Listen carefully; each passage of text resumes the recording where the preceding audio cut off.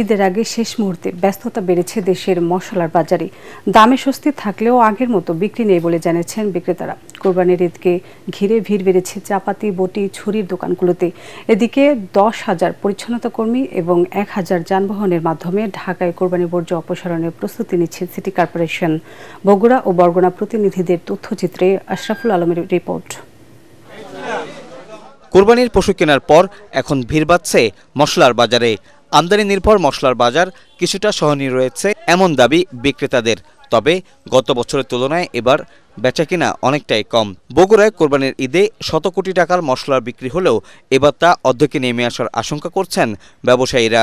গত বছরও আমরা গরম মশলাটা অনেক বেশি দামে কিনেছি। গত বছর তুলনায় এবছর কম আছে আর কি, এবং স্বস্তি মোটামুটি। আমার ব্যবসার বছরে এইবারের মতো নিম্নগতি বাজার আমি কখনো দেখিনি। সবচেয়ে বাজার এবার খুব নিম্ন এবং জনসাধারণ যারা আছে তারা খুব স্বচ্ছন্দে খরিদ করতেছে। পশুর চামড়া ছাড়াতে ও মাংস বানানোর জন্য প্রয়োজন ছুরি, দা, বটি, চাপাতির। সারা দেশের মতো বরগুনায় শেষ মুহূর্তে জমে উঠেছে কামারপাড়ার ব্যস্ততা। এসব পণ্যের চাহিদা বেড়ে যাওয়ায় দামও বেশি রাখার অভিযোগ করছেন ক্রেতারা। আগে হয়তো একটা দাও 80 টাকা নিত, এখন 100 টাকা নিচ্ছে। লোহায় দাম বেশি, কয়লায় দাম বেশি, যার জন্য মুড়ো মাথা দিয়ে হারে না তা। এদিকে পশুর বর্জ্য অপসারণে সব ধরনের প্রস্তুতি শেষ করেছে ঢাকার 2 সিটি কর্পোরেশন। একই রোডে হয়তো বা 3-4 ময়লা কালেকশন করতে হবে, কারণ বিভিন্ন সময় গরুগুলো পড়বে।